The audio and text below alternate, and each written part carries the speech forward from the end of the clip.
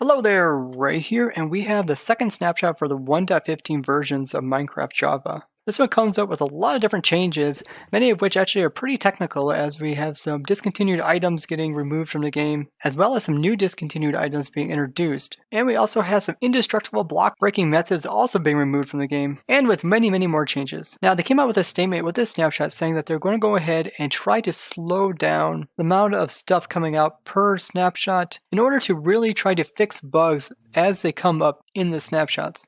So a lot of these bug fixes are going to be about the new things that they introduced with 1.15. It's also going to give a little insight into some new stuff that they're going to introduce with 1.15.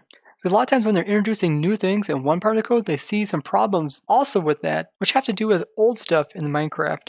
But they go ahead and fix it. So you can see a lot of changes to do with Enderman in this snapshot, which gives us insight that the future versions are going to be something related to that or teleportation. But this is actually a good thing since they had a massive problem with past versions like 1.13 and 1.14 where they would try to push out versions that had a lot of bugs with them. And this really discouraged people from starting up servers or even playing these full releases of a game because they had so many bugs still in them. So I'm really glad that they're taking this approach. This also allows me to spend more time in each snapshot inventing new farms and designing stuff, which every Wednesday and Friday we do have a special stream where you, the viewers guys, can join our snapshot testing server and build stuff with us. So I'll see all you guys there, and you can learn about that down in the description. Let's get into all the changes to do with the new 1.15 snapshot, which is 19W35A.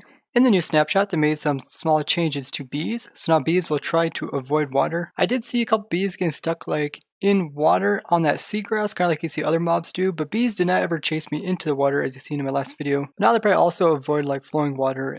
Now they also made changes to the bee nests themselves, that's these naturally generating hives here. And they made them more rare. I actually did find this one, same one I found in the last world. This is found inside of a flower forest. They also changed it so that the bee nest will not spawn unless there is air in front of the front side of the beehive. So if there would generate a block like right here, then this beehive would not spawn into the world. That way the bees can actually leave out the front door here. Now you guys did mention in my last bee farm that I should put the door to a side where they can get out. The problem is the nest was actually completely shrouded on all sides and the bees were actually getting in and out from the bottom. But ideally you would want to have the door facing an area where they can get out. Now they also made a change to villagers. Now when villagers will go ahead and sleep in a bed at night, the player can actually kick them out. So if this villager goes into bed, he's going to occupy it. So it says it's occupied, and then now the player can actually right click it. That's going to kick them out, and then you can hop into it if you want to. I think it's a really cool change if people have like their house near the villagers and they want to go ahead and use that bed to sleep away the night. You don't have to try to destroy the bed and then move it away from the villagers. They fixed a really long time bug and is labeled as Minecraft bug 849. This is where you would have two foods in your inventory and you eat the first one, and after eating the first one, the second one would also be devoured without any animation. And some people thought this was a normal mechanic that was in the game, but it did cause unintentional things like people accidentally eating two golden apples since they're stacked together.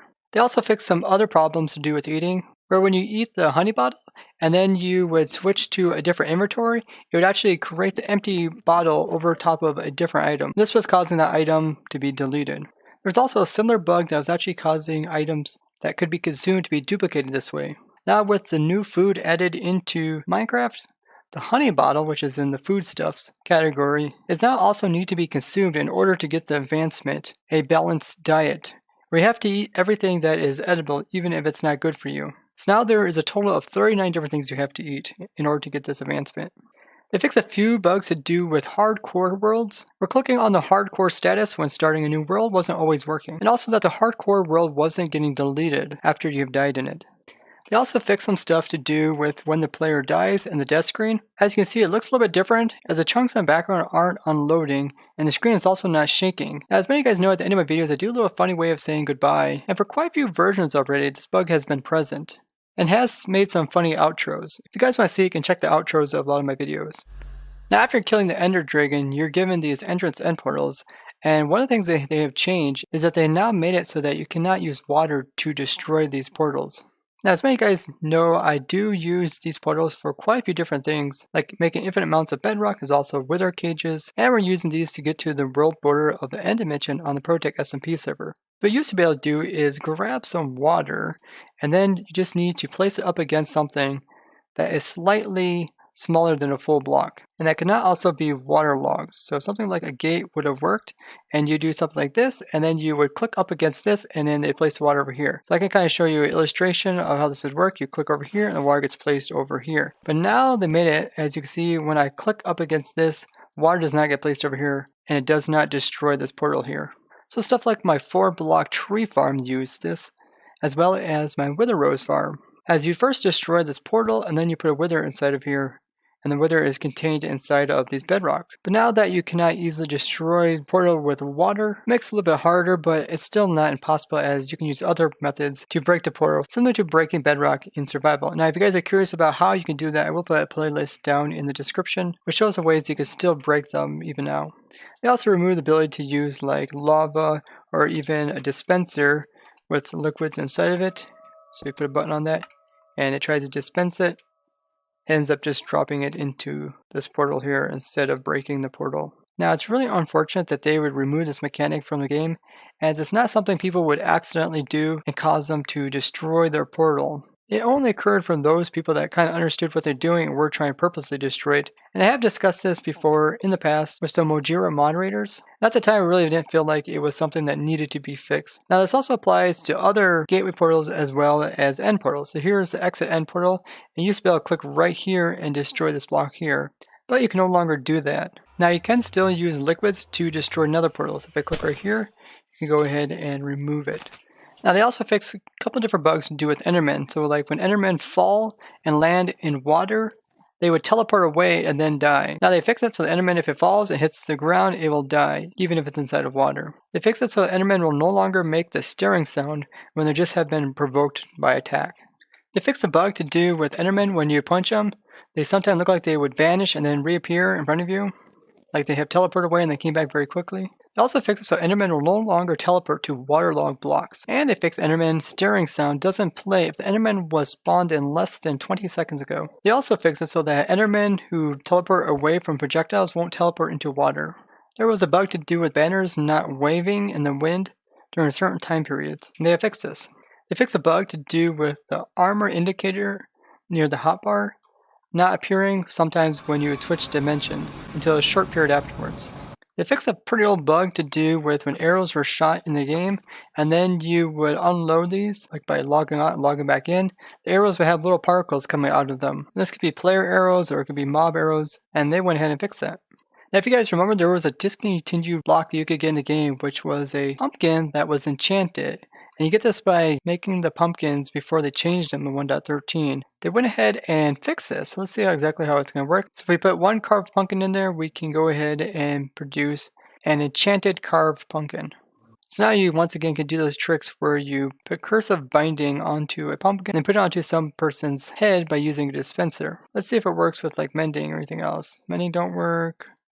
Unbreaking doesn't work. Okay, so it's only the negative enchantments, and it doesn't seem to work with a normal pumpkin. Oh, it does work with a jack-o'-lantern. So you can get enchanted jack-o'-lanterns as well now. Though you can't stick jack-o'-lanterns on your head, and they can't be placed like on armor stands either. If you place it down as a block, it's just going to convert over to a normal block. And if you break it, it's no longer going to have that enchantment on it. But something like an enchanted pumpkin, this one's a carved pumpkin, you can go ahead and put on an armor stand and it'll show up being enchanted. So now there's a new different type of discontinued. This is no longer discontinued, but having an enchanted pumpkin is now a discontinued item if you have collect these prior to this change. So if you do have enrolled in 1.14 and you're going to upgrade, be sure to go ahead and grab some enchanted pumpkins. Because once you get to 1.15, they will be a discontinued item. Now all villagers have this little pouch here that shows what level they are as their profession. And nitwits also have this, even though they don't have anything to sell and they can't increase it. So they went ahead and removed that. They fixed the Ravager's AI when it would get close to a pillager patrol, so now it won't be so broken. They now added bees in order to get the advancement 2x2, which is the advancement where you have to breed 15 different types of mob in order to get it. There was a bug to do with bees trying to harvest pollen from the bottom piece of 2 hive flowers, and they went ahead and fixed this. They fixed a minor bug to do with bees sitting on the ground were actually floating 1 pixel above it. Fixed kind of a quirky bug to do with when trees were actually growing up and you grow a tree, there was a chance that a nest would automatically be part of it. They also fixed a bug to do with the bee's image not being centered with its hitbox.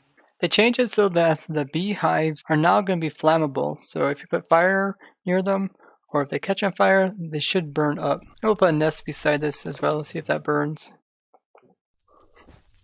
There you go, it went ahead and burned up the hive. And there it went and burned up the nest as well, so they're both flammable. If you guys did enjoy this snapshot review video, be sure to go ahead and show it with a like as well as share it with someone else so they can keep up to date about 1.15 bees. Like I said, they did mention that they're going to go kind of slow and try to fix all the problems that they come across as they find them in the game. That way, by the time we get done with 1.15, they'll go ahead and have a nice clean release without having so many problems after the release. And if you guys haven't subscribed already, be sure to go ahead and do that. And as always, this Wednesday and Friday we do snapshot review testing streams where we open up the server for the viewers can hop on with us as we test out the new snapshots. And you can find more information on my schedule, which is linked on my Twitch channel. I'd like to thank you guys for watching, and I'll see you guys in the next one. Bye bye.